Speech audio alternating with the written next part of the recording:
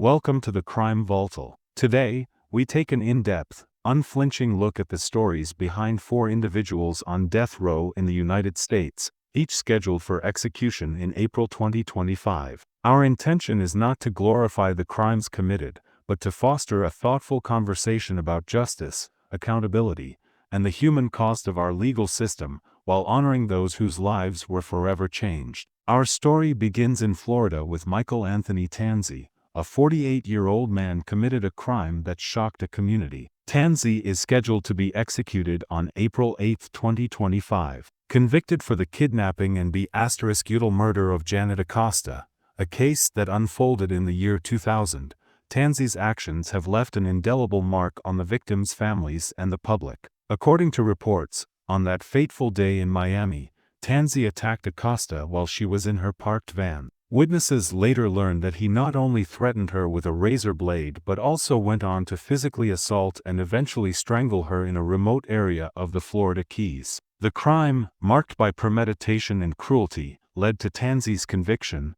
and, ultimately, his fate on death row. His execution is set to be carried out by lethal injection, a method that, like the case itself, continues to spark debate among supporters and opponents of capital punishment. Next, we turn our attention to South Carolina, where Mikal Deen Mahdi, aged 42, is scheduled for execution on April 11, 2025. Mahdi's case is a portrait of violence intertwined with tragedy. Convicted of the murder of police officer James Myers in 2004, Mahdi's actions on that day sent shockwaves throughout the community. On that day, Mahdi, whose troubled past and repeated run-ins with the law were well documented, stole a firearm and, in a series of calculated moves, found himself face-to-face with Officer Myers. In a moment that would alter countless lives, Mahdi shot the officer multiple times, an act that not only claimed a public servant's life but also intensified the ongoing debate about the use of capital punishment.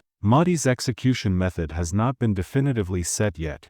It remains to be determined, leaving open discussions about whether he might choose lethal injection, electrocution, or even a firing squad. His case is layered with questions about the effects of a troubled upbringing, the potential for redemption, and the enduring impact on those who serve and protect. In Texas, where the death penalty has long been a subject of intense public and political scrutiny, Moises Sandoval Mendoza, a 41-year-old Hispanic man, is scheduled for execution on April 23, 2025. His case, steeped in *utality and the stark realities of life on Texas's death row, tells a story that is as disturbing as it is complex. Mendoza was convicted for the murder of a 20-year-old woman, a crime that unfolded in Collin County back in 2004. According to the evidence, after committing the murder, Mendoza went to extraordinary lengths to cover his tracks. He not only strangled his victim but also transported her body to a secluded field,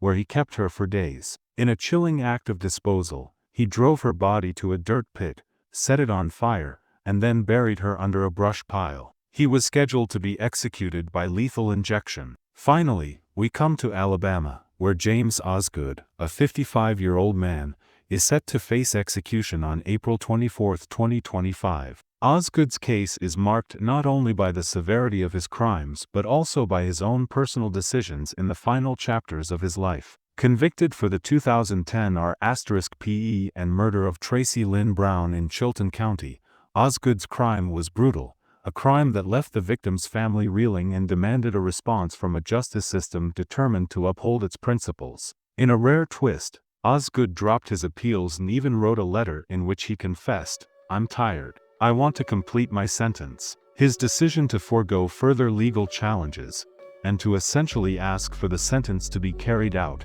adds a layer of complexity to a case already burdened with pain and loss. Scheduled to be executed by lethal injection, Osgood's impending death is a somber reminder of the irreversible nature of capital punishment. The stories of Michael Tanzi, Mikal Mahdi, Moises Sandoval Mendoza, and James Osgood represent more than just individual cases.